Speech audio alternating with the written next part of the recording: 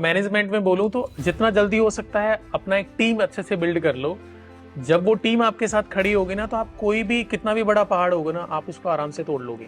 लेकिन आपको team initially build करनी पड़ेगी। आप लीडरशिप में ये बात करूं, आप सबसे अच्छे लीडर तब हो जब आप अपने आप को ये दिखाओगे कि आपके सामने अगर कोई छोटा बंदा भी बैठा है तो आप उससे क्या सीख रहे हो।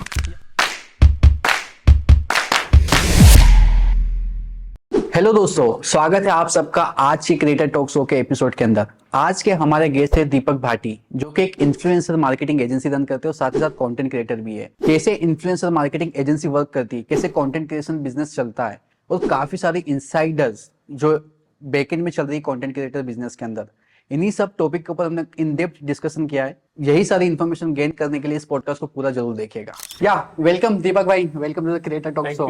Thank you so much for coming और इनवाइटिंग। यस थैंक यू आपके आने के लिए कि आप आए एटलीस्ट। अरे डेफिनेटली। यार दीपक भाई, सबसे पहले मैं कहूंगा कि ऑडियंस को मैंने आपके बारे में बताया, लेकिन थोड़ा सा एक इंट्रोडक्शन आप बता दीजिए अपने बारे में। मैं प्रोफेशनली बात करूं तो मैं चार्टर्ड अकाउंटेंट हूं, लेकिन मेरी जर्नी इन्फ्लुएंसर मार्केटिंग में पिछले 3 साल से मैं काम कर रहा हूं। मेरी वाइफ नेहा नागर ने कंटेंट स्टार्ट किया था 2020 में आफ्टर कोविड। तो इवन कोविड के टाइम जब हम लोग घरों में कुछ नहीं कर रहे थे, तो एक करने के लिए ये था कि सारे ऑफिसेज बंद थे, हमारा ऑफिस इवन खुद भी बंद था। तो कुछ ऐसी चीजें थी जो हम यही सोच रहे थे कि यार पता नहीं कब तक ऐसे रहेगा। कोविड में ऐसी चीजें थी, कब तक चीजें स्टार्ट होंगी। तो नेहा ने कंटेंट स्टार्ट कर लिया उस टाइम। तो मेरा भी थोड़ा इन्वॉल्वमेंट वहाँ पे चला जाता था, क्योंकि घर में वही शूटिंग एंड ऑल डेट सब चलता था, क्या कंटेंट जा रहा है, क्या चीजें नहीं है।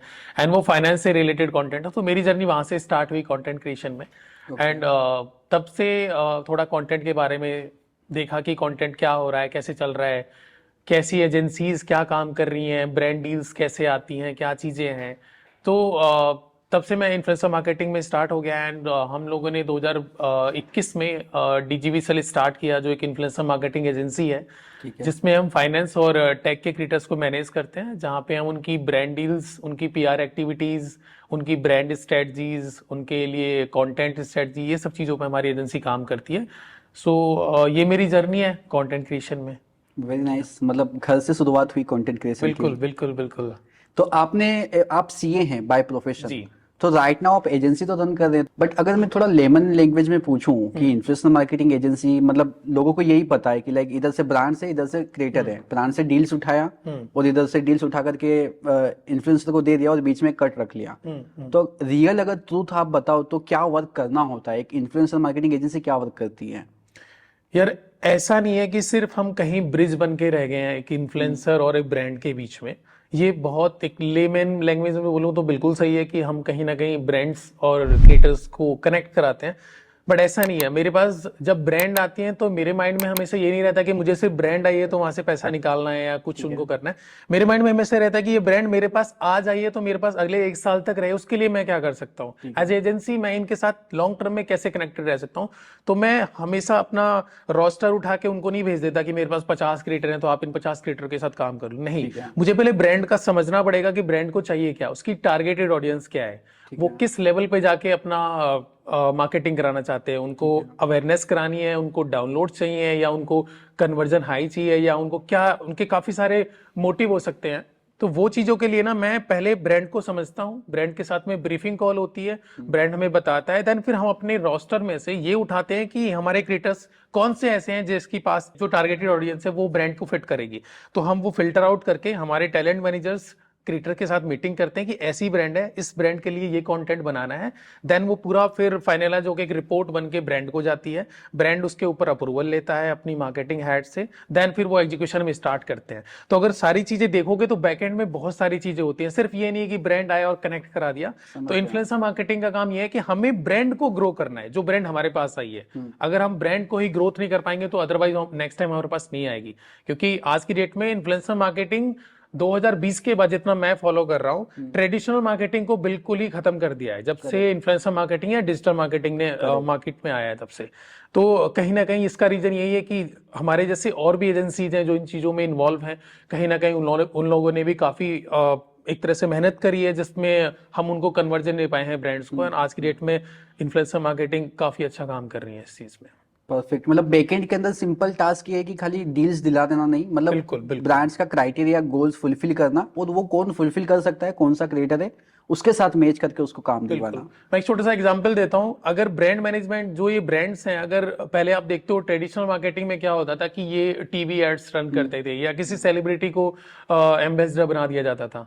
लेकिन आज की डेट में अगर उनको पता है कि एक फाइनेंस क्रिएटर के पास में 5 लाख फॉलोवर है, वो 5 लाख फॉलोवर वो हैं जो फाइनेंस के कंटेंट को कंज्यूम करते हैं। तो अगर कोई फाइनेंस ब्रांड मेरे पास आती है तो उनको पता है कि अगर मैं क्रिएटर से कराऊंगा तो मुझे यहाँ से ऑडियंस अच्छी मिलेगी, ना कि अगर मैं किसी एक सेलिब्रिटी को ऐड दूंगा तो वहां से कन्वर्जन कम आएगा। बिकॉज फेस वैल्यू की वैल्यू नहीं रही है आज की डेट में। ब्रांड्स को कन्वर्जन चाहिए। वो कन्वर्जन आपको किससे आ सकता है? वो आपके एक फाइनेंस जो क्रिएटर्स हैं जिनके पास ऑडियंस है उनसे आ सकता है। तो इसलिए इन्फ्लुएंसर मार्केटिंग पिछले 3 साल में ग्रो हुई है, क्योंकि ब्रांड्स को समझ आ गया कि हमें टारगेटेड ऑडियंस कहां से पिक करनी है। ओके, फेस वैल्यू पे नहीं जा रहे, वो वर्थ वैल्यू पे जा रहे हैं कि बिल्कुल बस क्या। वर्थ वैल्यू पे जा रहे हैं। ओके, बट यहाँ पे एक चीज मैं पूछूंगा कि एडवर्टीजमेंट भी तो यही कर रही है, अगर मार्केटिंग बोले, डिजिटल मार्केटिंग बोले, और इन्फ्लुएंसर मार्केटिंग में लोग खाली कंटेंट क्रिएटर्स या इन्फ्लुएंसर प्रमोट कर रहे हैं, तो ये दोनों के अंदर क्या डिफरेंस है आपके अकॉर्डिंग? एडवर्टीजमेंट का मतलब आप क्या कहना चाह रहे हो? एड रन की बात मतलब कर लाइक अभी यूट्यूब पे भी एड्स रन कर सकता है, हम्म उसी के चैनल के ऊपर मान लो कि एक 1 मिलियन सब्सक्राइबर का क्रिएटर है, उससे एड्स चलवाए, इसकी जगह पे उसकी एड्स, उसकी चैनल के ऊपर एड्स रन कर सकता है वो। देखो, कहीं ना कहीं अभी भी थोड़ा गैप है। जब आप देखते हो किसी वीडियो के ऊपर कोई ऐड आती है तो 99% लोग, थोड़ा 99 तो मैंने बहुत ज्यादा बोल दिया, लेकिन 50-60% लोग ऐसे हैं जो ऐड थोड़ा नहीं देखना चाहते हैं, ऐड स्किप कर देते हैं। लेकिन अगर वहीं पे एड स्किप करने के बाद अगर वो जो यूट्यूबर है वो अगर 2 मिनट या 1 मिनट उस ब्रांड के बारे में अच्छे से एक्सप्लेन कर दे, लेट्स सपोज किसी इंश्योरेंस कंपनी की बात कर रहे हैं हम प्रमोशन के लिए, और एक क्रिएटर जो इंडिया में इंश्योरेंस की हिस्ट्री बता रहा है पहले कि जब इंश्योरेंस नहीं थे इंडिया में कैसे लोग आपस में मैनेज करते थे। ये इंश्योरेंस का कॉन्सेप्ट बहुत पहले से है। इवन कुछ ऐसा कॉन्सेप्ट है जब गांव में ऐसा होता था कि अगर कोई बंदा बीमार हो जाता तो सब लोग थोड़ा थोड़ा कंट्रीब्यूट करके उसका इलाज करवाते थे। तो ये कॉन्सेप्ट तब से स्टार्ट हुआ कि हम इंश्योरेंस को ऐसे स्टार्ट कर सकते हैं। जब आप इस तरह की स्टोरीज बता के कहीं ना कहीं अपना ब्रांड वहां पे आप पुट करते हो तो वो कन्वर्जन थोड़ा हाई होने के चांसेस होते हैं कंपेयर टू कि कोई एड रन कर दिया। या तो आप एड रन करने में बहुत एक्सपर्ट हो, आपको पता हो कि इस क्रिएटर की टारगेट ऑडियंस को हम यहाँ पे हिट कर सकते हैं, तो आपको एड रन करना एक्सपर्टीज है तो वो आप कर सकते हो। लेकिन मैं ये नहीं बोलूंगा एड रन गलत है या ये इन्फ्लुएंसर मार्केटिंग गलत है, दोनों अपनी जगह ठीक है, लेकिन दोनों के लिए आपको एक्सपर्ट बनना पड़ेगा। या तो आप इन्फ्लुएंसर एक्सपर्ट बन जाओ या एड रन करने वाले आप एक्सपर्ट बन जाओ। बस सिंपल सा फंडा ये है कि आप कैसे यूजर्स के माइंड में अपनी बात को पहुंचा रहे हो, स्टोरी टेलिंग के जरिए, या कोई भी आपका जो मैसेज है उनकी साइकोलॉजी के अंदर कैसे आप इन्वॉल्व हो रहे हो। सिंपल टास्क ये है। अब वो मीडियम बना हुआ है कि या तो एड्स के जरिए जाओ या कोई इन्फ्लुएंसर मार्केटिंग के जरिए जाओ। बिल्कुल। तो राइट नाउ अभी आप कितने क्रिएटर्स मैनेज कर रहे हो अभी आपके पास में? मैं बात करूं तो मेरे पास फिनांस में और टेक के क्रिएटर्स मिला के ऑलमोस्ट 50 क्रिएटर्स ऐसे हैं जिनके साथ हम काम कर रहे हैं, जो हमारे साथ एक्सक्लूसिव भी हैं और कुछ एसोसिएटेड है। मैं मोस्टली ट्राई करता हूं कि क्रिएटर का मैं आपको इन शॉर्ट बताऊं तो अगर मुझे अपनी एजेंसी में किसी क्रिएटर को ऑनबोर्ड करना है तो मैं ऐसा नहीं है कि मैंने उसके देखा 1 मिलियन है तो मैं उसको ऑनबोर्ड कर लूंगा। नहीं, मुझे उस क्रिएटर का ये देखना है कि क्या वो एक्चुअल में कोई वैल्यू ऐड कर पा रहा है ऑडियंस के लिए, जो उसका कंटेंट है वो ऐसा कुछ है कि जिससे उसकी ऑडियंस को एक्चुअली में सीखने को मिलेगा।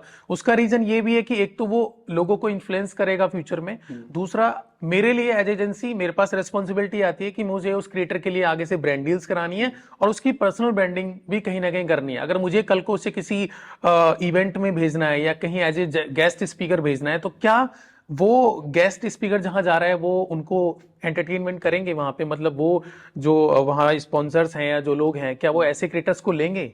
तो कहीं ना कहीं मुझे क्रिएटर को बिल्ड करने से पहले उसके पहले माइंडसेट को समझना पड़ेगा कि क्या इसका फ्यूचर है, ये एक्चुअली में जो कर रहा है सिर्फ ऐसा नहीं है कि गूगल से पढ़ के कर रहा है, क्या एक्चुअली में इसने कुछ किया है फिनांस में या टेक में। तो मेरा पॉइंट यही है कि मैं अगर 50 क्रिएटर भी मैनेज कर रहा हूं तो मेरे पास वो क्रिएटर्स हैं जिन्होंने एक्चुअली में फिनांस में कुछ किया है और वो सीरियसली कंटेंट को लेके बहुत सीरियस हैं, जिन्होंने उसको फ्यूचर में अपना एज ए बिजनेस समझ के चल रहे हैं और लोगों को इन्फ्लुएंस कर रहे हैं। और बाई गॉड मेरे पास ऐसे क्रिएटर्स हैं अभी। बढ़िया बात है। सारे के सारे मतलब वैल्यूएबल क्रिएटर्स हैं जो लोग सिर्फ खाली ऐसे नहीं एक्चुअली में कुछ इन्फॉर्मेशन प्रोवाइड कर रहे हैं, उन्हीं को आप लेते हो। बिल्कुल बिल्कुल। यहाँ पे एक चीज मैं पूछना चाहूंगा दीपक भाई कि क्रिएटर्स के पास में मतलब सिंपल ब्रांड भी कमाना चाहता है, क्रिएटर भी कमाना चाहता है, आप भी कमाना चाहते हो। अब क्रिएटर को डायरेक्टली ब्रांड पिच नहीं कर सकता एक बार प्रमोट करने के बाद? मतलब एक बार तो डील हो गया, उसके पास में कनेक्ट्स आ गया, चलो शुरुआत में कनेक्ट्स मिलते नहीं है, एक मतलब ये मिथ है या जो भी है, या क्रिएटर डायरेक्टली ब्रांड को आउटरीच कर सकता है? क्योंकि क्रिएटर्स के मैसेज में तो डायरेक्टली डीएम आ जाता है कि भाई हमें कोलैबोरेशन करना है, तो फिर why they picked agency? Influencer marketing agency के साथ क्यों कनेक्ट होगा? मैं आपको एक छोटा सा एग्जांपल देता हूँ। आपको क्या लगता है कि जैसे क्रेड एक कंपनी है, ठीक है, क्रेड में इंडिया में ऑलमोस्ट अभी मैं 2-3 हजार क्रिएटर्स को तो मैं ही फॉलो करता हूँ, जिनको मैं जानता हूँ। तो अगर 2,000 क्रिएटर्स डेली क्रेड को मैसेज डालेंगे हमारे साथ डील कोलेज, पॉसिबल नहीं होता। बिकॉज कंपनी का भी कुछ क्राइटेरिया होता है कि अगर हम किसी एजेंसी को ऑनबोर्ड कर रहे हैं तो कुछ टर्म्स होती हैं, कुछ पॉलिसीज होती हैं, तब कर रहे होते हैं। एंड कहीं ना कहीं ब्रांड मैनेजमेंट, जो ब्रांड्स हैं वो भी ये चाहते हैं कि हमें इतना हेडेक नहीं चाहिए। सिर्फ ब्रांड को ये नहीं है कि ब्रांड से कनेक्ट हो गया तो उनको वहां से 10,000 या 20,000 रुपए कम में वो क्रिएटर मिल जाएगा या वहां पर सेविंग हो जाएगी। पॉइंट ये है कि मैंने आपको शुरू में ही बोला था कि हम ब्रांड्स को स्ट्रेटजीज भी बना के देते हैं कि आप यहाँ पे बोल रहे हो कि हमें 10 क्रिएटर से रील कराना है, नहीं रील नहीं कराना है, हम बताएंगे आपको रील क्यों नहीं कराना, बिकॉज रील से आपको कन्वर्जन नहीं आएगा। आप यहाँ स्टोरीज के थ्रू जाओ, आप यहाँ ब्रॉडकास्ट कम्युनिटी के थ्रू जाओ, तो आपको कन्वर्जन आएगा। बिकॉज हमें हमारे क्रिएटर्स की कहीं ना कहीं ये पता है कि ऑडियंस कैसी है। तो अगर आप बोल रहे हो कि ब्रांड से डायरेक्ट कनेक्ट हो जाएंगे, 1% चांसेस है जिसमें एक दो बंदा ऐसा कर सकता है या कर लेते हैं, बट वो एक ही बार होता है। नेक्स्ट टाइम ब्रांड हमसे ही बोलती है कि यार उस क्रिएटर्स ने मुझे रील नहीं दिया, उस क्रिएटर ने मुझे उसमें उसके इनसाइट्स नहीं दिए। तो बहुत सारी चीजें ऐसी होती है जो डायरेक्टली ब्रांड्स क्रिएटर के साथ में नहीं कर सकती वन टू वन कॉन्वर्सेशन। तो ये चीजें हैं। मेरे हिसाब से मेरी जो भी जर्नी है 3 साल में, उसमें मैंने कभी ऐसा देखा नहीं कि ब्रांड्स किसी इंडिविजुअली क्रिएटर को, हाँ कुछ एजेंसीज हैं जो ब्रांड मैनेजमेंट एजेंसीज हैं जो डायरेक्टली ब्रांड से कनेक्टेड होते हैं, उनके पास क्रिएटर्स नहीं होते हैं, तो वो इंडिविजुअल क्रिएटर्स को पिक करना स्टार्ट करती है। लेकिन हमारी एजेंसी का रूल है कि जो भी क्रिएटर्स हमारे पास होते हैं, हम उनकी एक मेल आईडी बनाते हैं जो हमारे डोमेन से रिलेटेड होती है। लेट सपोज आपकी आईडी है सहबाज@dgvisal.com, वो आप अपनी बायो में रखते हो, उसका एक्सेस आपके पास भी होता है, हमारे पास भी होता है। तो अगर ब्रांड्स भी आपको डायरेक्ट रीच करेगी तो कहीं ना कहीं वो हमारे टैलेंट मैनेजर के पास भी आएगा, टैलेंट मैनेजर उस कॉन्वर्सेशन को आगे फिर कैरी फॉरवर्ड करता है। तो वो चीज भी है। एंड हमारी ट्रांसपेरेंसी रहती है, बिकॉज कहीं ना कहीं वो मेल आईडी का एक्सेस आपके पास भी होता है, उस पर जो भी मेल चल रही होती है, जो भी कमर्शियल जा रहे होते हैं, वो सब चीजें ऑब्वियसली वो आपको भी पता होती है, हमें भी पता होती है। तो हमने कभी ये फेस किया ही नहीं कि हमारे क्रिएटर्स ने डायरेक्ट रीच कर लिया या ब्रांड ने डायरेक्ट रीच कर लिया। एवन आपका कनेक्ट इतना अच्छा होना चाहिए ब्रांड से कि ब्रांड कभी ये सोचे ही नहीं कि मुझे एजेंसी को बाईपास करना है। Got it. मतलब सिंपल सा फंडा यही नहीं खाली वो मॉनेटरी बेनिफिट्स, मतलब जो सपोर्ट आप दे रहे हो, जो ब्रांड को स्ट्रेटेजी बना के दे रहे हो, और ओवरऑल जो आपका एक्सपीरियंस है, जो इतने साल का एक्सपीरियंस है, वो भी ब्रांड्स को मिलेगा। बिल्कुल। तो वो एक सपोर्ट के लिए, एक वो स्ट्रेटेजी के लिए लोग कनेक्टेड कहीं ना कहीं ब्रांड को 2000 लोगों को मैनेज करना डिफिकल्ट हो जाएगा, लेकिन हमारा काम ही वो है। तो हम उनको, हमारा पीओसी उनसे कनेक्टेड रहेगा ऑन अ सिंगल पर्सन, कि क्रेड के साथ हमारा पीओसी रहेगा। वो पीओसी के बाद में जो क्रिएटर्स को मैनेज कर रहा है, वो क्रिएटर्स के फीडबैक उस पीओसी को जाएंगे एंड वो पीओसी फिर ब्रांड्स को बताएगा। तो ब्रांड के लिए कोई ना कि मेरे को तो सिर्फ एक ही बंदे से बात करनी है, मेरे को हर किसी क्रिएटर को नहीं समझाना है कि आपको ये यूएसपी इसमें पुट ऑन करना है या इस सीटीए पे लेके आपको यहाँ पे डालना है। वो ब्रीफिंग कॉल सिर्फ हमारे पीओसी के साथ होगी, वो पीओसी हमारा फिर क्रिएटर्स के साथ में डील एग्जीक्यूट करेगा। अब जब आपने मैनेजमेंट कहा ही है दीपक भाई, तो यहाँ पे जानना चाहूंगा, क्योंकि हमारी ऑडियंस भी ऐसी कि जो एजेंसी ओनर्स है, फ्रीलांसर्स है, तो मैनेजमेंट एक बहुत बड़ी टास्क आ जाता है। आप 50 क्रिएटर्स मैनेज कर रहे हो, 50 ब्रांड्स भी होंगे, अलग से टीम मेंबर्स भी होंगे, तो ये मैनेजमेंट आप कैसे करते हो? क्या चीजें होती है इसके पीछे? यार देखो, सिर्फ ऐसा नहीं कि मेरी एजेंसी में ऐसा होता है, ये मैनेजमेंट वर्ड बहुत ही बड़ा है और इसको कितना भी मैंने आपके पर्सनल अकॉर्डिंग में जानना मैं वही बोलूं कि अगर मैं अपना एंगल भी बताऊं तो मेरे में भी क्या है कि जो 50 क्रिएटर्स हैं, हम लोगों ने अभी ऐसा किया हुआ है कि हर टैलेंट मैनेजर को कहीं ना कहीं 8 से 10 क्रिएटर्स दिए हुए हैं। वो सिर्फ डेडिकेटेड उसी क्रिएटर्स के साथ काम करते हैं, ठीक है। एंड जो ब्रांड वाले मैनेजमेंट, जो ब्रांड मैनेजर्स हैं, वो सिर्फ ब्रांड्स को मैनेज करते हैं। लेट्स सपोज हमारे पास में अभी 50 ब्रांड ऐसी हैं जिनसे हम फ्रिक्वेंटली हर साल काम करते हैं, तो उनमें से 5 ब्रांड ऐसी होंगी जिसमें से मेरा मिस्टर एक्स मैनेज करेगा उनको, ठीक है। वो सिर्फ उन 5 ब्रांड के ही फॉलोअप्स लेगा या उनको 3 मंथ्स में पूछेगा कि आपने कैंपेन करना है या अभी मार्च आ रहा है तो आपको टैक्स प्लानिंग के ऊपर कैंपेन स्टार्ट करना चाहिए। तो वो स्ट्रेटजीज उनको फ्रिक्वेंटली बना के देता रहता है। तो कहीं ना कहीं ये मैनेज करने में हमें 2 साल लग गए इस चीज को ऐसे कैसे स्ट्रीम, मतलब एक हिरार्की बनाने में कि कैसे हमें आगे ये स्ट्रीमलाइन करना है। तो डेफिनेटली कहीं ना कहीं मैन पावर लगती है इस चीज में, बिकॉज 50 क्रिएटर्स को मैनेज करना का मतलब यह है कि आपके पास कम से कम भी 5-6 टैलेंट मैनेजर्स होने चाहिए जो डेडिकेट अपने क्रिएटर्स के साथ में, मंथली मीटिंग्स भी होती हैं। हम क्रिएटर से ये भी बात करते हैं कि आपकी ग्रोथ हो रही है तो आपने ऐसा क्या ऐड ऑन किया जो ग्रोथ हो रही है, आप कहीं पे स्टक हो गए हो तो क्यों स्टक हो गए हो, ऐसा क्या हुआ कि आपकी ग्रोथ में पिछले 2 महीने से आपके व्यूज नहीं आ रहे हैं। तो वो सब हमारी मंथली मीटिंग्स होती हैं हमारे टैलेंट मैनेजर्स की, इवन मैं भी उस मीटिंग्स में होता हूँ, हमारी टीम से और मेंबर्स भी होते हैं। तो बहुत चीजें हैं जो मैनेज करनी पड़ती हैं, एंड कहीं ना कहीं ये चीजें प्रैक्टिकल जब हम करते रहते हैं तो धीरे धीरे हमें थोड़ी स्मूथ लगने लगती हैं। एंड आज की डेट में हमें, आज मैं यहाँ बैठा हूँ, मुझे नहीं पता कि मेरी एजेंसी में आज के दिन कितने कैंपेन चल रहे होंगे, लेकिन मुझे शाम को जाके अपनी टीम से एक बार बात करनी होती है। मुझे ये पता होता है कि कहीं ना कहीं किसी को कोई चैलेंज आ रहा है तो मैं उनसे ये पूछ सकता हूँ कि कोई चैलेंज तो नहीं है। हाँ, उनको कोई चैलेंज है तो मेरे को एनी टाइम कॉल कर सकते हैं, लेकिन मैं अगर ऑन ग्राउंड पे उतर के उनके साथ एग्जीक्यूशन कराऊं कि अपने स्क्रिप्ट क्यों नहीं बनी है, वो चीजें मेरे टैलेंट मैनेजर्स करते हैं। उनको जो चैलेंजेस आ रहे हैं वो मेरे से कन्वे होता है मैसेज। तो वो चीज है। एंड मेरी क्रिएटर से ऐसा नहीं है कि मैं मंथ में कॉल करता हूँ, मेरी फ्रीक्वेंट कॉल होती है, मैं कभी उनको कभी भी कॉल कर लेता हूँ कि आपको मेरी टीम से रिलेटेड कोई फीडबैक तो नहीं है, क्या चीजें हैं। तो मेरे लिए मैनेजमेंट तो यही है कि मेरा काम अच्छे से होना चाहिए, तो मेरा काम ऑलरेडी मैनेज्ड है। Very nice. बहुत अच्छी बात है जो आपने कहा कि अभी क्या हो रहा है मुझे देखना नहीं, शाम के जाऊंगा तो मुझे पता चल जाएगी। तो ये जो ऑटोमेशन बोला जाता है कि एक ऑटोमेशन पे आप एजेंसी चला रहे हो, और एजेंसी फाउंडर तो वही होता है जो ऑटोमेशन पे चल रही है, तो ये एजेंसी, वरना तो फ्रीलांसर बने हुए हो आप। तो ये आपके एक्सपीरियंस से क्या लर्निंग आपकी रही कि अगर ये वक्त आने में, मतलब 3 साल तक तो आपने मेहनत किया होगा, लेकिन ये ऑटोमेशन चालू किया, तो क्या पॉइंटर्स फोकस करने चाहिए जिससे आप ऑटोमेट कर सकते हो अपनी चीजों को, डेलीगेट कर सकते हो? मैं आपको 2 चीज ऐसी बताऊंगा जो आई थिंक हर, अगर कोई स्टार्टअप बंदा स्टार्ट कर रहा है या कोई एंटरप्रेन्योर जिसको अभी अपनी जर्नी स्टार्ट करनी है। मैंने एक गलती करी थी 2022 में, मेरे को लगा था कि मैं सब कुछ कर लूंगा या हम 2-3 लोग सब कुछ कर लेंगे। अगर आपको बड़े स्केल पे जाना है ना तो आपको अपना काम डेलीगेट करना पड़ेगा। करेक्ट। क्योंकि आपको पता है कि आप बहुत अच्छे से कर सकते हो वो काम, लेकिन आपको वो डेलीकेट इसलिए करना पड़ेगा। लेट्स सपोज मैंने अभी, मैं चाहूं तो मुझे अभी भी ये लगता है कि मैं जो कैंपेन मैनेज कर सकता हूं मेरे से ज्यादा बेटर कोई नहीं कर सकता, मैं उसमें एक्सपर्ट हूं। Correct. लेकिन मैं ये चाहता हूं कि मैं अपनी एक्सपर्टीज के लिए मैं अपने जो चीज मेरे पास है मैं वो डेलीगेट करूं, ताकि मैं बाकी चीजों में फोकस कर पाऊं। आज मैं आपके साथ बैठा हूं जस्ट बिकॉज कि मुझे पता है कि मेरे टैलेंट मैनेजर्स मेरे काम को इतने अच्छे से कर पा रहे हैं, तो मैंने उनको ये डेलीगेशन दिया कि आप अपना काम, मेरा काम जो एक्सपर्टीज है मैं आपको अच्छे से समझा के मैं आपको डेलीगेट कर सकता हूं, और मैं डीजीवीएसएल को ग्रो कर सकता हूं, बिकॉज मैं बाकी चीजें कर सकता हूं। मैं ग्राउंड लेवल पे आपको वो नहीं कराऊंगा कि मैं एग्जीक्यूशन करा रहा हूं, मैं ब्रांड्स को रीच कर सकता हूं उस टाइम में। अगर मेरे पास 1 घंटा है तो मैं 1 घंटा वो एग्जीक्यूशन नहीं करूंगा, 1 घंटा मैं ब्रांड्स के पास जाके बात कर सकता हूं, या मार्केटिंग हेड से मैं कनेक्ट कर सकता हूं। तो आपको इसमें क्या बेनिफिट है, आप अपने पोटेंशियल टाइम को अपनी स्केल के लिए रखो कि आप अपनी एजेंसी को कैसे ग्रो कर सकते हो वहां पे, ठीक है। तो आपको डेलीगेशन हमेशा करना पड़ेगा अपने काम से रिलेटेड। आपको ऑब्वियसली अपनी टीम बिल्ड करनी पड़ेगी, जितना जल्दी अपनी टीम बिल्ड कर लोगे उतना आपका स्टार्टअप या आपकी जो भी कंपनी है वो बहुत जल्दी ग्रो हो पाएगी। तो आप हमेशा ये मत सोचो कि आप वन मैन आर्मी वाली चीज नहीं है यहाँ पे। ऑब्वियसली आप अपनी टीम को बिल्ड करो तो आपका बिजनेस ऑटोमेटिकली ग्रो हो जाएगा। एंड ऑटोमेशन तभी आता है जब आपके साथ आप जैसे लोग जुड़ेंगे, जो आपके जैसे लोग होंगे, जो आपकी वाइब मैच होती होगी, जिनसे आप अपना ऐसा कनेक्ट रखो। वहां पे बॉस और वो वाली चीज नहीं आनी चाहिए।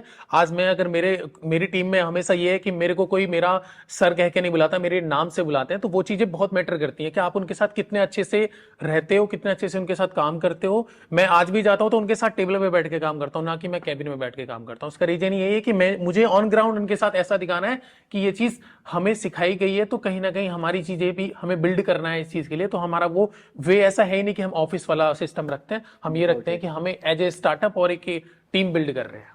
Very nice. और ऑफ कोर्स डेलीगेशन बहुत ज्यादा जरूरी है। हम लोग भी अगर बैठे तो हमारी कंपनी काम कर रही है, एजेंसी काम कर रही है, टीम काम कर रही है।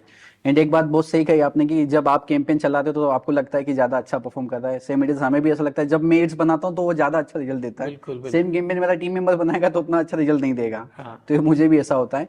यहाँ पे एक चीज कहूंगा कि आपने जैसे परफॉर्मेंस की बात की कि गोल्स को मीट करना, जो भी ब्रांड्स का जो भी रिक्वायरमेंट है कि उसको सेल्स चाहिए, कन्वर्जन चाहिए, जो भी, तो आप कैसे परफॉर्मेंस मेजर करते हो? जैसे सपोज मैं एड्स चलाता हूँ तो मुझे दिख रहा है मेट्रिक की भाई कितना मेट्रिक आया, क्या सेल्स आया, सब कुछ मेजर होता है। बट अब यहाँ तो क्रिएटर्स मल्टीपल अपनी रील्स डाल रहे हैं, क्या उससे सेल्स आई है, क्या आया है, तो या कौन से पैरामीटर्स आप लोग फोकस करते हो परफॉर्मेंस मेजर करने के लिए? जो हमारी लैंग्वेज में बोला जाता है इन्फ्लुएंसर मार्केटिंग में, जब हमारे पास ब्रांड्स आती हैं तो वो दो मॉडल्स पे आती हैं कि एक होता है कॉस्ट पर व्यू पे के बेसिस पे आती है कि हमें अगर हम किसी क्रिएटर को 1 लाख रुपए दे रहे हैं तो हमें कहीं ना कहीं 2 लाख व्यू चाहिए, जिससे हमारा सीपीवी कहीं ना कहीं 0.5 तक आ जाए, 0.5 पर सीपीवी। तो हमारे सीपीवी का एक मेन चलता है जहाँ पे उनको सिर्फ अवेयरनेस चाहिए होता है, तो वो सीपीवी बेसिस पे होता है कि मोस्टली लोग उस ब्रांड को देख लें कि ये कुछ कर रही है। एक होता है कि डाउनलोड बेसिस पे भी होता है कि लेट्स सपोज किसी ऐप कोई जैसे क्रेड है, क्रेड की एक ऐप को डाउनलोड करना है तो वहां पे डाउनलोड्स देखा जाता है कि कितने लोगों ने साइन अप किया, कितने लोगों ने डाउनलोड किया। तो कहीं ना कहीं जब ब्रांड्स हमारे पास आती हैं तो हम इनिशियली उनसे पूछ लेते हैं कि आपका मोटिव क्या है, आपको अवेयरनेस करानी है या डाउनलोड्स कराने हैं। तो उसके हिसाब से फिर हम वो लास्ट में जब एक कैंपेन बनने के बाद रिपोर्ट बनती है तो हमारे पास ऐसे नंबर्स आ जाते हैं कि हमने 1 लाख रुपए लिए तो कहीं ना कहीं हमने उनको 1000 डाउनलोड्स दिए या कहीं ना कहीं हमने उनको 2 लाख व्यूज दिए। तो ये रिपोर्ट फिर ब्रांड को जाती है एंड ब्रांड्स का जो एक्सपेक्टेशन स्टार्ट में होता है, जो कैंपेन के बाद में होता है, वो हमें मैट करना होता है। ठीक है, वो अगर हमारा कहीं पर्पज ऐसा हो जाता है कि हम फिर भी थोड़ा ब्रेक इवन पे भी आ जाते हैं तो अच्छा है, लेकिन हमारा यही होता है कि हम जितना एक्स्ट्रा दे सकते हैं ब्रांड को उतना एक्स्ट्रा देने की ट्राई करते हैं। अगर हमें लगता है कि हमारी परफॉर्म नहीं करी रही है तो हम उसको स्टोरी पे रीशेयर करा सकते हैं क्रिएटर से बोल के कि थोड़ा एक्स्ट्रा कर सकते हैं। उससे एक बेनिफिट ये होगा कि ब्रांड को भी हमेशा ये रहेगा कि नेक्स्ट टाइम हम इस ऐसे ब्रांड के साथ एजेंसी के साथ काम कर सकते हैं जहां पे हमें कुछ ना कुछ एक्स्ट्रा भी मिलता है, यार हमारी जो कैंपेन की जो कमिटमेंट थी वो कहीं ना कहीं हमें फुलफिल होती है। तो इसलिए हम ये 2-3 चीजें जो मैंने बताई, सीपीवी और एक ये कन्वर्जन वाला रेशियो, ये चलता है। ओके, तो यही मतलब नंबर्स आप शोकेस भी करते नंबर हैं पूरा शोकेस करते हैं, ये रिपोर्ट बनती है, वो रिपोर्ट फिर ब्रांड को जाती है कि हमने जो इनिशियली डिस्कस किया ये चीज रिपोर्ट आई है, वो रिपोर्ट हर कैंपेन की बनती है और वो ब्रांड को जाती है। Okay, perfect. तो यहाँ पे जो क्रिएटर्स होते हैं, तो क्रिएटर्स मतलब पैसा, मतलब क्रिएटर्स को अगर कुछ पे आउट जाता है तो वो उनके फॉलोवर्स के बेसिस पे देखते हैं या उनके व्यूज के बेसिस पे, मतलब क्रिएटर्स को पैसे कैसे मिलते हैं? दोनों चीजें हैं, दोनों चीजें हैं। देखो ऐसा कोई फिक्स क्राइटेरिया नहीं है कि इस बंदे को इतना ही मिलना चाहिए, बट मैं एक जनरल रेट बता देता हूँ। जैसे जिस क्रिएटर का अगर 2 लाख फॉलोवर हैं, ठीक है, तो उसको एटलीस्ट हम जो ट्राई करते हैं वो 70K से लेके 1 लाख तक पर रील मिल जाना चाहिए चार्ज। ये मार्केट का रेट है कि आपको 2 लाख फॉलोवर के बेसिस पे आपको पर रील का 70,000 से 1 लाख तक मिल जाना चाहिए। ये नंबर्स हैं जो क्रिएटर का है। लेकिन अगर मैं ये नंबर की, एक ब्रांड ऐसी है जिसका बजट बहुत अच्छा है, हमें पता है उसका बजट अच्छा है एंड वो उसको व्यू अवेयरनेस बेसिस पे कैंपेन कराना है, तो ये नंबर कहीं ना कहीं थोड़ा और बढ़ जाता है। ये कहीं ना कहीं नंबर 1 लाख से 1.2 लाख तक भी चला जाता है।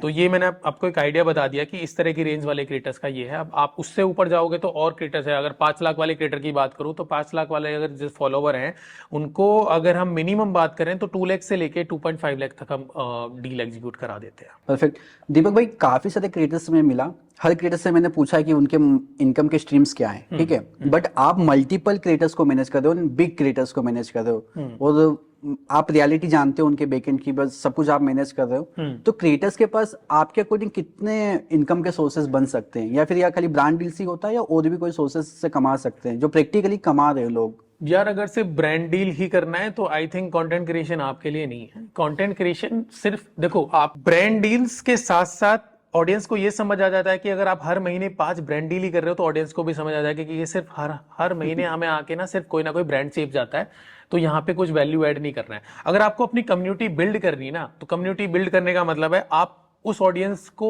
ऐसे दिखा रहे हो कि एक्चुअली में अगर मैं कोई ब्रांड भी आपको प्रमोट कर रहा हूं तो वो ब्रांड आपको लेनी चाहिए बिकॉज वो बहुत अच्छी ब्रांड है, या फिर आपको वो यूज करना चाहिए। जैसे क्रेड का अगर ऐप है तो आपको यूज करना चाहिए बिकॉज उसमें आपको काफी सारी चीजें ऐसी हैं जो आप कभी अपना क्रेडिट कार्ड का बिल मिस नहीं करोगे, या कभी आपको पेनल्टी नहीं लगेगी, या आपको पेनल्टी लगेगी तो आपको बता दिया जाएगा इस तरह की पेनल्टी, आप उसको वेव ऑफ करा सकते हो। तो काफी सारी चीजें ऐसी हैं जो हम क्रिएटर्स जब बताते हैं ना तो जनरली ऑडियंस को लगता है कि यार ये बंदा सही बोल रहा है तो हम ये ले लेते हैं। लेकिन उसके साथ साथ मैं बाकी स्ट्रीम की बात करूं कि क्रिएटर को ये भी सोचना चाहिए कि मैं अगर अपनी कम्युनिटी बिल्ड कर रहा हूं तो ये कम्युनिटी मेरे साथ हमेशा खड़ी रहेगी क्या नहीं रहेगी। उसके लिए मुझे हमेशा इनको पेड प्रमोशन ही नहीं देने हैं, मुझे उनके लिए कंटेंट ऐसा भी बनाना है। मैं ये फ्यूचर में अपना कोर्स भी लॉन्च करना है, वो भी एक रेवेन्यू मॉडल हो सकता है। मुझे अपनी बुक लॉन्च करनी है, वो भी एक रेवेन्यू मॉडल हो सकता है। मुझे अपना कोई क्लोथिंग ब्रांड लॉन्च करना है, वो भी एक रेवेन्यू मॉडल हो सकता है। मुझे अपनी ब्रॉडकास्ट कम्युनिटी लॉन्च करनी है, वो भी एक कहीं ना कहीं उस पर भी कन्वर्जन आ सकता है, वो भी एक हमारा रेवेन्यू सोर्स हो सकता है। लेकिन उसके लिए आपको अपनी कम्युनिटी अच्छे से बिल्ड करनी पड़ेगी। उनको हमेशा बस ब्रांड डील नहीं दिखानी है, आपको अपना ऑर्गेनिक कॉन्टेंट इतना अच्छा बनाना है ताकि वो आपके आने वाले फ्यूचर जो भी आपके प्लान्स हैं उनको इजीली अडॉप्ट कर ले कि यार मुझे नेहा ने अगर कोई कोर्स लॉन्च किया है तो वो कोर्स इतना अच्छा होगा जैसे इन्होंने हमेशा हमें रील्स में सिखाया है, तो कोर्स और अच्छा होगा, कुछ नई चीज होंगी, तो वो कम्युनिटी आपके साथ खड़ी होगी, यानी वो जो कोर्स से रेवेन्यू आएगी वो एक एडिशनल रेवेन्यू हो जाएगी। ठीक है, अगर कभी बुक लॉन्च करेंगे तो बुक भी एक एडिशनल रेवेन्यू हो जाएगी। ठीक है, तो ये काफी सारी चीजें ऐसी हैं जो क्रिएटर्स साथ साथ कर रहे हैं। आप बड़े क्रिएटर्स को देखोगे, मोस्टली बड़े क्रिएटर्स ने अपने कोर्सेज लॉन्च किए हुए हैं, अपनी बुक लॉन्च की हुई है, तो वो एक कभी कभी ब्रांड डील्स में एक सैचुरेशन भी आ जाता है कि सम टाइम हो जाए कि बड़े क्रिएटर्स को इतने हाई पे नहीं मिल रहा होता, इस वजह से ब्रांड्स कम हो रही होती हैं, तो हमारे पास ये एडिशनल सोर्सेज ऐसे होते हैं जिनसे हमें रेवेन्यू आती रही। तो ये आपको इनिशियली अपनी कम्युनिटी बिल्ड करनी पड़ेगी, जिससे आप फ्यूचर में कुछ भी ऐसा करोगे तो वो आपके साथ हमेशा खड़ी होगी। सो अगर कम्युनिटी का ट्रस्ट बिल्ड करके रखा, उनको वैल्यू प्रोवाइड करी, तो आप अगर कुछ लॉन्च करते खुद का भी, तो फिर वो आपका खुद का भी आप सेल करके अर्न कर सकते मैं हो। आपको सबसे बड़ा एग्जांपल देता हूँ इसमें, आप असनीर ग्रोवर को जानते होंगे, भारत पे के फाउंडर हैं। उन्होंने पिछले साल में ऑलमोस्ट कॉमेडी क्रिएटर्स के साथ में इतने सारे प्रमोशंस बोल रहा हूँ, इतने सारे रील्स बनाई हैं। वो क्यों बनाई है? जबकि वो एक एंटरप्रेन्योर और वो फनी रील्स बना रहे हैं। शर्मा जी के लड़के के साथ उन्होंने रील्स बनाई है काफी सारी। आप उनका पेज देखोगे तो 1.2 मिलियंस के आसपास उनके फॉलोवर है। अभी रिसेंटली 3 महीने पहले उन्होंने अपनी एक नई कंपनी स्टार्ट की है, क्रीक पे करके एक लॉन्च किया है। तो उनका अपना प्लेटफॉर्म इतना बड़ा हो गया कि वो किसी को बाहर से ब्रांड डील कराने की जरूरत नहीं है, अपने प्लेटफॉर्म पे डालेंगे तो कहीं ना कहीं उनको कन्वर्जन मिल रहा है। तो ये चीज ऐसी है कि आपको, मैंने कम्युनिटी की जो बात करी वो इसका रीजन यही है कि आप अपने आप को इतना बड़ा कर लो कि आप अपना कोई प्रोडक्ट लॉन्च करो तो वो एक एडिशनल इनकम बन जाए आपके लिए। Got it. तो ये चीज है कि आप ब्रांड डील्स के अलावा अपना डिस्ट्रीब्यूशन को अगर समझ जाओगे, आपका डिस्ट्रीब्यूशन इतना बड़ा है कि आप कोई भी चीज लॉन्च करोगे तो वो आपके लिए एक रिवेन्यू सोर्स बन सकता है other than brands. Perfect, very nice. यहाँ पे एक चीज बताइए दीपक भाई कि लाइक जैसे अभी ट्रेंड्स रहता है मार्केट के अंदर, क्योंकि आप इतने सारे क्रिएटर्स के अकाउंट्स देख रहे हो, तो आपको भी पता चल रहा है, ब्रांड्स को देख रहे हो, तो मार्केट किस डायरेक्शन में मूव कर रहा है, तो ये डिटेक्ट कैसे किया जाता है? जैसे कि सपोज मान लो कि थोड़े टाइम पहले फाइनेंस का एकदम पीक पे बूम था, फिर टेक क्रिएटर्स जो इंस्टाग्राम पे टेक क्रिएटर्स उनका बूम था, फिर बाद में एनएफटी वगैरह आया तो वो काफी चलने लगा, अभी एआई चलने लगा। तो इसी तरीके से कौन से क्रिएटर्स का कब मार्केट आने वाला है? जैसे अभी लास्ट ईयर देखो तो ओकल साइंस के अंदर काफी सारा बूम दिख रहा था, तो ये पता कैसे चलती है, आप लोग कैसे मेजर करते हो? यार देखो, हमारे जो टैलेंट मैनेजर्स हैं वो, उनका मेन काम वही है कि आप क्रिएटर को सिर्फ ब्रांड डील्स के लिए नहीं हो, आप ब्रांड डील्स ऑब्वियसली कराओगे, लेकिन आप ये भी देखो कि क्या वो गलतियां क्या कर रहे हैं। वो जो बाकी, जैसे आपने बोला कि अभी कुछ दिन नहीं, अभी भी एआई का काफी टाइम चल रहा है, बहुत लोग एआई पे वीडियोस बना रहे हैं। तो क्या एआई एंगल को हम अपने फाइनेंस में डाल सकते हैं? नहीं डाल सकते। जो फाइनेंस क्रिएटर्स हैं उनको एआई के थ्रू कुछ ऐसा रील्स बनवा सकते हैं, नहीं बनवा सकते हैं। तो हमारी टीम का काम ही है कि वो जितना भी जो सोशल मीडिया है उसको एक्सप्लोर करते रहते हैं। काफी सारे हमारे सब्सक्रिप्शंस हैं, जो हमारे न्यूज सब्सक्रिप्शंस हैं या फिर और चीजें हैं, जो बाहर के क्रिएटर्स हैं वो लोग क्या कर रहे हैं, जो आउटसाइड कंट्री के क्रिएटर्स हैं वो वहां पे क्या चल रहा है, या क्रिएटर इकोनॉमी का भी आप देखोगे तो काफी सारे ग्रुप्स बने हुए हैं, लिंक्डइन पे भी हैं, इवन मेटा की तरफ से भी काफी क्रिएटर्स का एक ग्रुप है, वहां पे नया क्या आ रहा है, वो लोग हमें किस चीज में नया दे रहे हैं, ब्रॉडकास्ट में क्या बूस्ट हो रहा है कि नहीं हो रहा है, या रील्स में नई चीज क्या वो डालने से बूस्ट हो रहा है। अभी काफी सारी चीजें हैं जो क्रिएटर्स को नहीं पता होती हैं, वो उस वाले ग्रुप से हमें कहीं ना कहीं पता चलती हैं, तो हम अपने क्रिएटर्स को वो बताते भी हैं, मैसेज कन्वे करते हैं कि आप ये चीजें करो। अभी आपको एक एग्जांपल देता हूँ, अभी कुछ टाइम पहले काफी सारे ट्रेंड्स होते हैं ना जो उठ जाते हैं, जैसे एक एनिमल मूवी के ऊपर ट्रेंड्स आया था कि गाने बहुत ज्यादा फेमस हो रहे थे और लोग वो एनिमल वाला शॉट कर रहे थे कि जिसमें बोलता है कि आप एक दिन के लिए पापा बनो, आप एक दिन के लिए बेटा बनो, मैं पापा बनता हूं। तो वो वाली रील्स बहुत ज्यादा चल रही थी एंड क्रिएटर्स, वो कॉमेडी क्रिएटर्स बहुत ज्यादा बना रहे थे, लेकिन उसमें फाइनेंस को कैसे ऐड करना था ये हमारी टीम पिछले 7-8 दिन से एक्सप्लोर कर रही थी। तो आपने देखा हो, नेहा ने एक रील बनाई थी जिसमें लिखा था कि 3 things to do before watching animal. तो उसमें क्या हुआ था कि हमने एनिमल मूवी का ऐसा टच दिया कि एनिमल मूवी देखने से पहले आप ये 3 चीजें कर लो। उसमें गाना हमने वही लगाया, चीजें वही लगाई, और नीचे हमने उसमें 3 चीजें वो बताई थी जो फाइनेंस वाली आपको 31 दिसंबर से पहले करनी थी। उस वाली रील पे 12 मिलियन व्यूज थे अगले 2 दिन के अंदर। आप सोचो कि हमने फाइनेंस भी टच दे दिया ना, वो ट्रेंड को भी हमने टच कर लिया वहां पे। तो ऐसी चीजें हमारी टीम एक्सप्लोर करती रहती है। उसके बाद में हमारे ऑलमोस्ट बहुत सारे क्रिएटर्स ने वो वाले ट्रेंड को फॉलो किया। तो ऐसी चीजें कहीं ना कहीं हम एक्सप्लोर करते रहते हैं, वही हम अपनी टीम को कन्वे करते हैं, वही टीम हमारी फिर क्रिएटर्स को कन्वे करती है। आपको ट्रेंडिंग सॉन्ग्स के साथ जाना पड़ेगा। ट्रेंडिंग सॉन्ग्स से अगर आप कोई रील डालते हो तो आप खुद भी ऑब्जर्व करोगे, जब ट्रेंडिंग रील्स पे कोई सॉन्ग जाता है, रील जाती है, तो वो कहीं ना कहीं बूस्ट बहुत ज्यादा मिलता है उसको। Got it. तो ये चीज भी है। इंस्टाग्राम के काफी सारे इवेंट्स ब्रांड्स होते रहते हैं वो चीज फॉलो करो कि इंस्टाग्राम अपनी किस चीज को, आप देखा होगा लिंक्डइन में कुछ टाइम पहले वीडियोस बहुत ज्यादा वायरल हो रही थी, तो कहीं ना कहीं अगर आप लिंक्डइन को देखोगे तो पोस्ट के लिए पहले से बहुत ज्यादा फेमस था, लेकिन अभी जब एक बार लिंक्डइन की टीम से मीटिंग हुई तो उन्होंने बोला कि हम अभी अपने प्लेटफॉर्म पे एक इन्फॉर्मेशन वाली वीडियोस भी प्रमोट करना चाह रहे हैं, तो जो लोग इन्फॉर्मेशन की वीडियोस अपनी वहां पे डाल रहे थे उनको बूस्ट मिल रहा था काफी अच्छा, तो हमने अपने क्रिएटर्स को बोला कि आप लोग भी वहां पे पोस्ट करो, उससे प्लेटफॉर्म पे उनका बिल्ड हुआ एंड हमारे क्रिएटर्स का ग्रोथ भी हुई वहां पे। फैंटास्टिक। मतलब सिंपल मुझे ऐसा लगता है कि ऑब्जर्वेशन, अगर आप ऑब्जर्व कर रहे हो, आपको दिख रहा है कोई मार्केट के अंदर चीजें चल रही है, तो उसी को बड़े ब्रांड्स भी अगर यूज कर रहे हैं तो आप ऑब्जर्व करके उसको ही इंप्लीमेंट करो अपने निश के अंदर, बिल्कुल तो बेटर तरीके से आप उसको ग्रो कर सकते हो, पता कर सकते हो ट्रेंड क्या चल रहा है। वैसे आप भी क्रिएटर हैं और साथ में एजेंसी ओनर भी हैं, तो आपको क्या लगता है कि क्रिएटर वाला आपका बिजनेस अच्छा है या फिर ये एजेंसी वाला बिजनेस? नहीं, मैं मतलब ऑब्वियसली क्रिएटर, देखो मेरा माइंडसेट ये है कि मैं क्रिएटर हूं बट मैं प्रोफेशनली चार्टर्ड अकाउंटेंट, तो मेरे का फाइनेंस में थोड़ा समझ आता है चीजें, तो मेरे को ज्यादा समझ आती है कि यार मैं फाइनेंस की चीजें ज्यादा अच्छे से समझा सकता हूँ, लेकिन ऐसा नहीं है। फाइनेंस मैंने किताबें बहुत ज्यादा पढ़ी हैं, तो मेरे को लगता है कि मैं 30 सेकंड के अंदर फाइनेंस की वो बहुत जल्दी से नहीं बता सकता जो और क्रिएटर्स बता सकते हैं, लेकिन मेरा रीजन कंटेंट क्रिएशन में आने का ये भी है कि मेरे को एजेंसी जब रन करनी है तो कहीं ना कहीं मेरे को कंटेंट क्रिएशन की नॉलेज होनी चाहिए, मेरे को पता होना चाहिए कि क्या है, कैसे व्यूज आते हैं, कैसे व्यूज नहीं आते हैं, किस तरह का टॉपिक चलता है, किस तरह के टॉपिक्स नहीं चलते हैं, तो वो चीजों के लिए कहीं ना कहीं हमारा ये होता है कि मुझे टच बिठाना होता है क्रिएटर के साथ में, तो मुझे कंटेंट क्रिएशन में आना पड़ा उस रीजन से, ठीक है। अब मैं रेवेन्यू की बात करूं तो मेरा कंटेंट क्रिएशन में भी मैं कोई पेड प्रमोशंस नहीं लेता, मैं अभी नहीं करता, और मैं आई डोंट नो कि मैं करूंगा नहीं करूंगा, बट ऑब्वियसली मेरा बिजनेस इन्फ्लुएंसर मार्केटिंग का वो मेरा काफी अच्छा है, वही अभी मैं कैरी कर रहा हूँ, बट मैं ऑर्गेनिक रील्स बनाता रहूंगा, कंटेंट क्रिएशन पे भी बनाता रहूंगा, इन्फ्लुएंसर मार्केटिंग पे भी, एंड फाइनेंस की रील्स में बनाता ही हूँ। बट आप दूसरों को प्रमोशन करवा रहे हो, खुद क्यों नहीं कर रहे हो?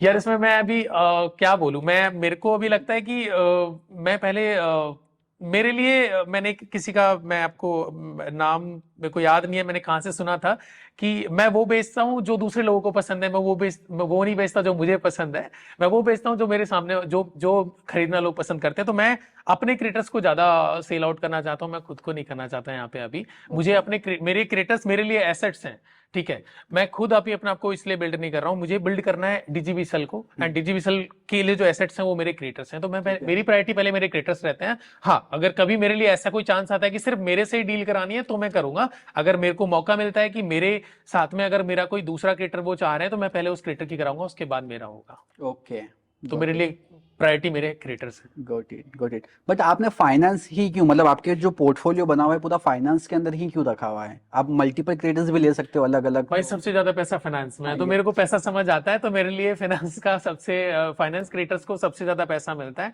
एंड मेरा वही मोटिव है। I am a chartered accountant, तो मेरे को पैसा समझ आता है, तो मेरे लिए फाइनेंस और टेक क्रिएटर ही होता है, मैं नहीं जाना चाहता लाइफ स्टाइल में और किसी चीज में, तो एक सिंगल यही चीज है कि भाई फाइनेंस में है। बट इसमें चलो पैसा तो हो गया, लेकिन जैसे अगर मैनेजमेंट की बात करें अपन, तो अगर आप एक ही निश के अंदर काम कर रहे हो, लाइक फाइनेंस के सभी क्रिएटर, मान लो 40 क्रिएटर फाइनेंस के ही हैं, 10 अलग अलग हैं, तो इनको मैनेज करने के अंदर भी कुछ इजी होता पड़ता है कि मतलब अगर एक ही निश में आप काम कर रहे हो, सपोज मान लो अगर लाइफस्टाइल के सारे क्रिएटर्स हो, तो क्योंकि एक ब्रांड लाया तो सब पे चल जाएगा। डेफिनेटली ये तो होता ही है, अगर मेरे लिए कोई फाइनेंस की ब्रांड है तो अगर मैं फाइनेंस क्रिएटर को कोई चीज समझाने बैठूं तो वो मेरे लिए सबको एक वे में समझाना पड़ेगा ना, कि आप फाइनेंस की चीजें बना रहे हो तो आप फाइनेंस का इसी वे में बनाओ, आप किसी को मिसगाइड मत करो। अगर मेरे पास 10 क्रिएटर फाइनेंस के होंगे, 10 लाइफस्टाइल के होंगे, 10 अलग होंगे, तो मेरे को सबको अलग अलग चीजें, स्ट्रेटजी अलग अलग बनानी पड़ेगी सब चीजों के लिए। बट ये बेनिफिट मिलता है अगर मेरे पास फाइनेंस के क्रिएटर्स है, तो कहीं ना कहीं मुझे अपने सारे क्रिएटर्स कहीं ना कहीं पिच करने के लिए इजीली मिल जाते हैं वहां पे, कि मैं एक ब्रांड को फाइनेंस क्रिएटर सारे पिच कर सकता हूँ। अब मैं फाइनेंस ब्रांड को लाइफस्टाइल वाले नहीं दे सकता, ठीक है, लाइफस्टाइल वालों को फाइनेंस नहीं दे सकता, तो कहीं ना कहीं ये रीजन है कि, लेकिन हाँ, अगर आपको अपने बिजनेस को एक्सपोनेंशियली ग्रोथ करना है तो कहीं ना कहीं हम डिपार्टमेंट स्टार्ट कर सकते हैं सेपरेट, जिसमें हम लाइफस्टाइल और हम बाकी चीजें हम ऐड ऑन कर सकते हैं। बट अभी मैं 4 सेगमेंट में काम करता हूँ, फाइनेंस, टेक, मार्केटिंग और इंफोटेनमेंट में मतलब जियोपॉलिटिकल और ये सब चीजें जो हैं, ये कहीं ना कहीं आपस में इंटरलिंक होते हैं सारे क्रिएटर्स। फाइनेंस हो गया, टेक वाले भी कहीं ना कहीं इंफॉर्मेशन शेयर कर रहे होते हैं। जो लाइफस्टाइल है, जो जेनजीज हैं, जो डांसर्स हैं, या फिर जो सेलिब्रिटीज हैं, वो थोड़ा एक सेपरेट सेगमेंट हो गया। तो अगर उसको एक्सप्लोर करना है तो मे बी मेरे फ्यूचर में कोई प्लान्स होंगे, तो उसके लिए मुझे सेपरेट डिपार्टमेंट स्टार्ट करना पड़ेगा। बट अभी के लिए मेरा मेरी टीम डेडिकेटेड है उन्हीं के लिए, तो मेरा स्ट्रेटजीज भी बनती है, तो एक सिंगल स्ट्रेटजी बनती है सबके लिए, ताकि वो सारे क्रिएटर्स मेरे एक ही नीड्स के हैं, तो उनके लिए इजी हो जाता है फिर वो। Perfect perfect. दीपक भाई, यहाँ पे ना अभी क्रिएटर्स का बूम काफी है जब से कोविड हुआ, और अभी राइट नाउ हमारी गवर्नमेंट भी क्रिएटर्स को काफी इनवाइट करती है, बुलाती है, सारी चीजें करती है। तो मतलब इसके पीछे क्या मतलब लाइक बहुत ज्यादा ही बूम होने वाला है, या क्रिएटर ही सेलिब्रिटी बन जाएंगे? हाँ यार, मेरे लिए तो सेलिब्रिटी हैं आज भी क्रिएटर्स। मैं ऑब्वियसली, आप मेरे अगर स्टोरीज कभी फॉलो करोगे तो मैं ऑब्वियसली, मेरा क्रिएटर अगर कुछ करता है तो मैं तो स्टार लिखता हूँ उसके लिए कि यार मेरे स्टार ने ऐसा किया है। पॉइंट ये है कि आप बोल रहे हो सेलिब्रिटीज इनको कहीं ना कहीं, सॉरी, ये जो पॉलिटिशियंस भी इनको इनवाइट कर रहे हैं या फिर मिनिस्ट्रीज भी इनको इनवाइट कर रही है।